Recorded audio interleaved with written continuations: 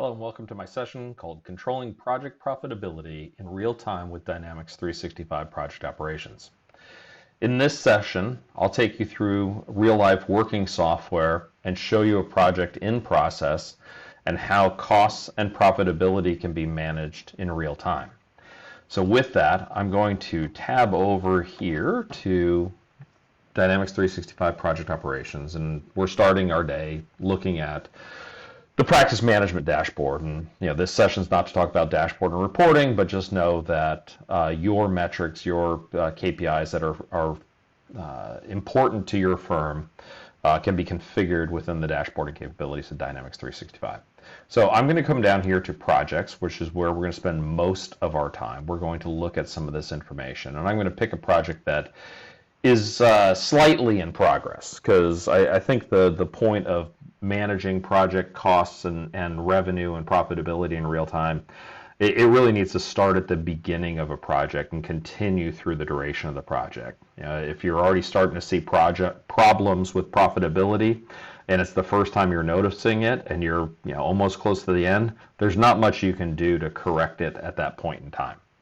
So there's a few things that project operations uses to drive costs and revenue. So having the understanding of how those are calculated within the system is important, because as we start looking at profitability, you'll know where those figures are coming from. So let's take a look at some of those things. And the first thing is based upon this contracting unit. Sometimes it's called organizational unit. On the team tab over here, you'll see it's called a resourcing unit, but we're going to drill into Colorado, which is where most of these resources come from.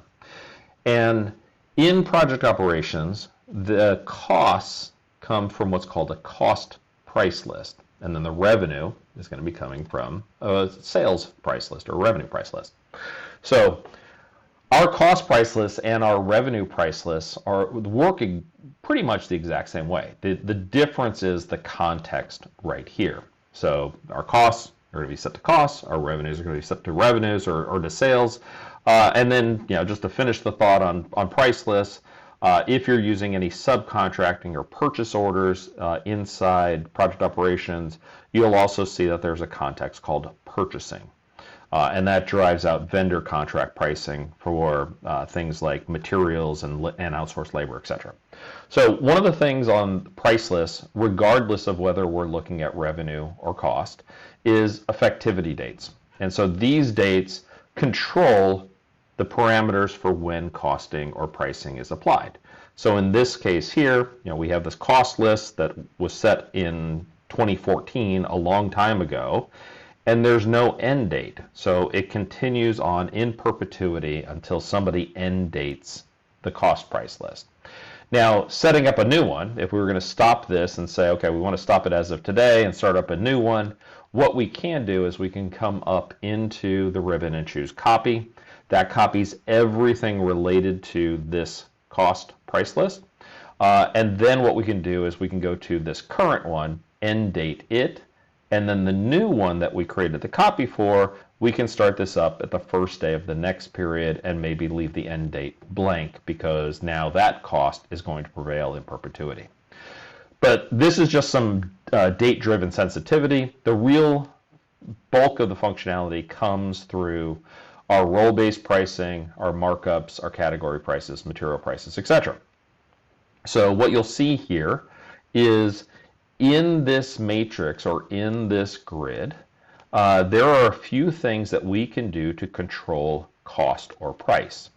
And what that is so in this first row, if we were going to charge for an account executive, or have our account executives, charge their time or code their time to projects so we can get cost collection, we'll see here this account executive, every time that they code time to a project, is going to be coded at a $50 price or cost in this case. So if I was looking at the sales side of things, just to kind of save time, because it's the exact same component, except just in reverse, it's on the revenue instead of the cost side, you'd see the same thing, but the values that we're putting in there would be the price that you're going to be charging per hour, per day, whatever that unit is, because you can see the price calculation is per unit. So if you do have day rates versus hourly rates, you can do that if you're coding time. So this is going to apply cost. So an account executive, regardless of who that account executive is, because that's where the resources come in. That's our people. It could be equipment. It could also be third-party contractors, etc. Because we're not specifying that, every account executive, regardless of who they are or what resource they are, will be charged at $50 an hour to our projects. And then now the resourcing unit. So in this case, I drilled into this from Colorado, but we can see if we kind of scroll down here, we don't have any Colorado in the list. And once again, by leaving that blank, it says account executives, regardless of who they are, the resource, and regardless of where they are, the resourcing unit, they will be coded in at $50 cost per hour. Now you can see here with like the consulting lead, if I use a lead from Fabricam India, they have $152 US cost per hour. In France, they have a $304 cost per hour. Switzerland has $389. So what we're doing is now we're using not only the role, but also where they're located to determine the cost, or on the opposite side again, the price, the revenue side. So if you do have specific people that you want to charge for or collect costs for, I'm Kevin, we could put another row in here that says when Kevin codes his time to a project, his cost per hour is X, whatever that might be. So you have to have at least one of these columns, a value in one of these columns. So, in the case of the example I just gave you, we'd have a row with Kevin with no role, no resourcing unit. So regardless of what I do, the role, and where I do it, the resourcing unit, my cost is X. It's $3.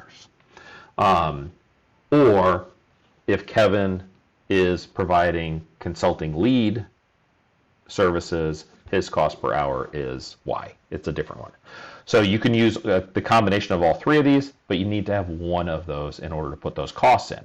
So this is role-based pricing. So this is based upon the resources that are in the system. We can take a look at that in just one second. Category pricing. This is really used for the collection of cost or revenue based upon things like expense reports and things like that come in. You can see here airfare, car rental, etc. Now, you may say, well, you know what? I want to use the actual cost. Well, these are just the defaults. And what this means is as we put these estimated expenses onto a project, it's going to default these values. Now we can override them and put what we expect the cost to be. But then when we actually go and start transacting against the project, and we're collecting the actual airfare that we're paying to get a resource from one place to another, those actuals will actually be applied against the project. So there's a difference between estimate and actual there. And then our material prices, if we do have any materials, whether they be items that we have in inventory that we're going to allocate to the project, or items that we're going to source specifically to the project, like a non-inventory thing that we buy through a purchase order or something like that, we can have those listed out here. And once again, on the cost side of things, these are just the estimated costs. So now, from an inventory standpoint in ERP, if you're using standard costing, then this would be easy, right? Because all of the estimated costs would be whatever your current standard is. But if you're using any of the other three costing methods, LIFO, FIFO, or weighted average, the actual costs will pull in from the ERP at that point in time when you're transacting, because it'll take into consideration what the value of that inventory is. Now, if it's non-inventory, it might be the purchase price. So if you're doing direct buys for a purchase or for a project, it would be the direct price from the purchase order, or we can put in a figure at that point in time. Now, last thing here before we kind of move on into some of the more meatier subjects here, is If we're setting up a new price list, I talked about the copy function there. So if we did copy this, we have the ability to update prices right from here. So each one of these tabs that I looked at, we can go ahead and update pricing. So in here, we can do a price increase or decrease based upon a percentage. If we roll over to our role-based pricing, we can also override those pricings for selected records, or because I have a record selected, I can go into my update pricing and use the same functionality there. So this is on the cost side of things, but just know the equivalent is still a price list. It's just the sales price list there. So let's back up a little bit, back into our project. And so what we have is we have a list of team members. These are the resources that we're pulling into the project. We can see Abraham's going to be an iron worker, Allison is a concrete finisher, I'm a civil engineer here. And what we see also is our required hours, the hours that we've booked against the project, because this project's in process, and what's going on. So these resources, based upon their resourcing unit, their role, etc., use those price lists to determine revenue and cost. But how do we get these hours in order to start doing that calculation of hours times cost to get our totals? Well, that's really done at that task level. And so what we have here is the work breakdown structure within a project in project operations, and it's going to show us these are all the things that need to be done, who's doing that work, which resources, and it doesn't necessarily have to be people, it could be equipment, and sometimes we have multiple resources there. With the latest enhancement to project operations, we can have up to 50 resources per task. So you can imagine that these bubbles become very small because you could have a lot of resources there. Now you might not have those. So as we're estimating a project, we would come over, take a look at our, I meant to say when we're estimating our expenses or materials. So if we're going to need materials or expenses for a project, we're going to put those on. Then we're going to get our actuals that are coming in through our transactions, through our expense entry, our material usage entry, and then our labor through the time entry side of things. That's where those actual hours are going to be coming across. But if we go and look at what we're doing as far as the costing and where we're at as far as like the estimates and everything, we're building up our particular project. And let me expand this here just so it's a little bit larger for all of us to see. We can look at things in cost and then also in a certain dimension or time scale. So let's look at this in monthly buckets here. We can see the costs rolling across, and then we're looking at it by resource, the specific individuals, but you can see also you can look at it in different ways. And then we can flip this and say, all right, well, we have 575,000 in total costs, and when we look at it from a revenue perspective, so with looking at that sales price list, it's going to tell us that we have 1.4 million in revenue projected for this. So we can see that we're kind of in good standing. We're getting a little bit over 50% profitability from that. So that's all good. But the other thing in maintaining profitability and so on is making sure that your resources, you have the right resources available to do the project at the right time, because it's going to impact the performance of a project if you're needing a certain type of resource and they're not available. They're double booked, or they're just not available at all. They're not part of your organization, and now you're going to have to go out and subcontract, and that becomes a little bit costly. So I showed you the tasks, I showed you the team, and how those two things are connected to one another. And then what that does is it allows us to assign those resources to those tasks. So that's what we're seeing at the work breakdown structure. I'm going to skip over that because, in my opinion, the visual at the task side of things is a little bit better. But this resource reconciliation view allows us to see, and you can see down below here, booking shortage, excess bookings. What does that mean? Especially if you're not using project operations. So at booking shortages, you have demand for this resource. So in my case, my yellow line, I need 40 hours to work 40 hours on the project this week, but I haven't been scheduled or reserved to do that work. So When we go through and we schedule our resources through the schedule board, we're not going to cover this during this session here, it goes ahead and reserves time for that resource for a particular period of time. And then the resource reconciliation shows us, have we not scheduled enough resources? Or in the case of Abraham and Allison, we've scheduled more of their time than is actually needed on the project. And we can see the excess there. And so we don't want Abraham and Allison sitting around waiting for something to do, because their tasks are not ready yet. So this is a quick visual view, and just like I showed you in the cost side of things, we can do different levels of aggregation, day, week, month.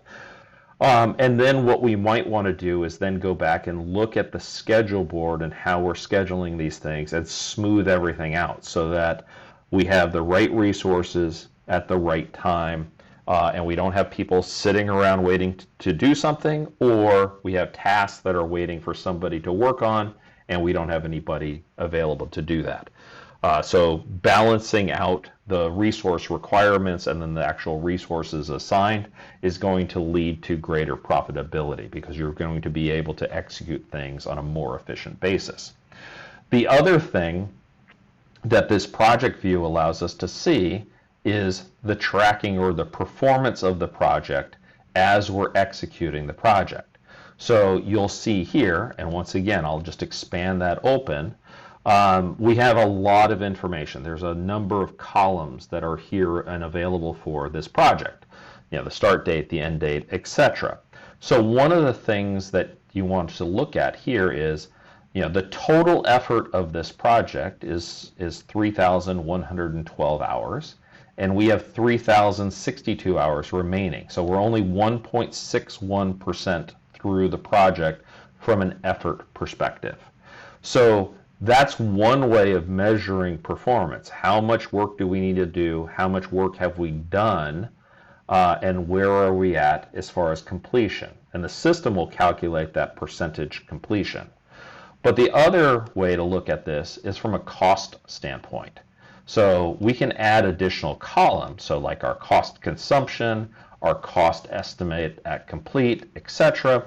Because what we may find is that from an effort standpoint, you know, we're doing okay because we have 3,000 hours remaining, but the 50 hours that we put in order to get to 1.6% complete, maybe we had to use different resources, because to the point I just made earlier, the resources we needed were not available. And so we had to pull senior resources, i.e. more expensive resources, into the project to get it moving along. And so that's why it's important to be looking at not only the effort and what's been put into the project from an effort standpoint, but also where you're at from a cost perspective as well, because that's going to impact your profitability, unless you have the luxury of being able to charge the revenue side of things, the rate of the resource that does work on the project, rather than the resource or the rate that you quoted, if you will, your client for their project. And sometimes in terms of fixed fee, the customer doesn't care who you put on it. I mean, they want the project done. They expect the scope to be delivered, the deliverables to be provided, but they know that they're not going to be paying anything extra for that unless there's, you know, obviously some sort of change. And so monitoring the cost side of things, in my opinion, is kind of the paramount thing inside project operations. So looking at those two metrics, effort and cost, are super important as we're going along. So all of this information, now we're looking at some of the details behind this, as far as the work breakdown structure, that cost, that effort side of things. But, you know, projects as they go along, you know, things change. And so some of those changes can be documented using Microsoft Project Operations, Dynamics 365 Project Operations change order process. Now the change orders out of the box or native functionality is fairly basic. We can document a change, we can have that change go through an approval cycle, but actually updating the change in effort or adding additional tasks to a project plan, that from a standard functionality is still a manual process. Now, we've automated some of that for the implementations that we've done, but just know that as changes occur that impact the overall effort, and that could be an impact on cost, it could be an impact on revenue, or a combination thereof. So the way that we're able to control that is through the budgeting process of project operations. And you can see up here in the ribbon, there's the budget icon. And now this budget has already been created. But the way that it is created is through the import process. Now this says re-import because I've already done it.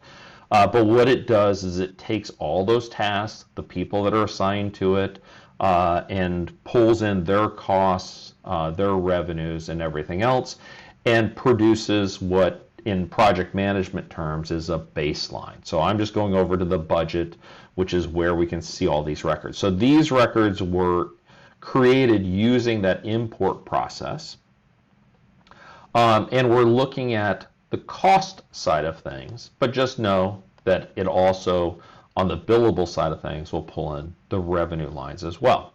So, and then it also creates different versions. So we can have the baseline budget, and then as we're going through the process, we can go ahead and reforecast the project. So as those changes are occurring, we can go ahead and see the reforecast. Now, in fixed price, maybe some of those changes, you're having to bear those costs because the project was misquoted or misscoped or something. But you can still use these comparisons to say, this is what we originally thought it was going to be from either a revenue, a cost perspective, or both. And then this is what we're currently forecasting everything to be. So we can keep track of what's happening as we're going along, and we can do that through the version control features of project operations budgeting. So as we're going along, the other thing to note is as we're booking time entry. So if I come over here and I need to start entering my time for the week, and let me just quickly put in that project there, and what tasks that I'm working on, and I'm just grabbing things at random, and maybe I worked on that for half a day today, and I'll save that to my time card. And what that allows us to do, and maybe just for sake of some additional data, maybe we worked on it 3 days yesterday, 2 hours the other day before, and 6 hours on Tuesday. So we're throwing in 15 hours of total work. Now, while it's still in this draft state, that project and those costs and everything are not going to be updated. But then when I go ahead and say, I'm done for the week and I submit my time, then what happens is all of this processing that's taking place here. Now, I have it set to process these things while I'm sitting on the screen. When we're doing these implementations, we use the Power Automate capabilities of project operations so that we can submit that, and then we can go back to doing what we're doing. So if we come back in and we take a look at our project and we're looking at the tracking capabilities of where we're at in the process, real time, those numbers are starting to change because we've submitted our time for approval. So while it's in that draft status, it's not going to show up here. But as soon as it's submitted, meaning I'm done with it, I want somebody to review and approve it, it's going to update our figures right away. So we're going to be able to see that information very quickly, and that's going to provide that real-time capability that everybody is looking for. I think that there's some other things to consider when you're going through and doing profitability analysis and everything else. And some of those things are like that, the resources that I was talking about. And it's not a great example because I don't have a ton of data in here. But let's take a look real quick at this. So, there's a lot of red. It's a little scary, right? But what this is indicating is resources within project operations, and I've said this multiple times, it can be people, it can be equipment, it could be subcontractors. They will have certain work schedules, so maybe a traditional 40-hour work week. And then as we're looking at our utilization, so here we're looking at it for a 2-week period from the 31st of October through the 13th of November. I have 3 hours booked for me, which is representing 3% of my available work hours. Abraham has 30 hours booked, which is 10% of available work hours, etc. So this is showing us the utilization percentage. And then we're looking at individual days and how many hours they actually booked. Now, this resource utilization view only updates after time has been approved. So I've submitted time, it has yet to be approved. Once that time gets approved, then our percentages on like today's date will change.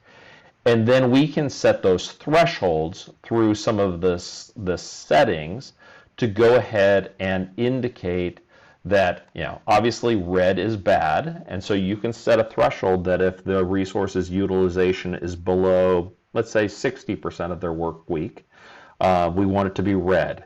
If they're above 60 and maybe at 85% of what their available time is, we make them yellow. And then if they're above that threshold, closing in on 100% or maybe even slightly above, it'll automatically flip to green. Now, if you don't like red, yellow, green, you can change the colors to whatever you want them to be. But just know that this is also an area where you can get a good snapshot of profitability, albeit not in dollars as far as how much money each one of these resources might be making you. But if a resource is underutilized and those resources are billable resources, having this quick snapshot view of what's happening, who's performing, who's underperforming, and if they're underperforming, are they underperforming because we haven't assigned enough work to them?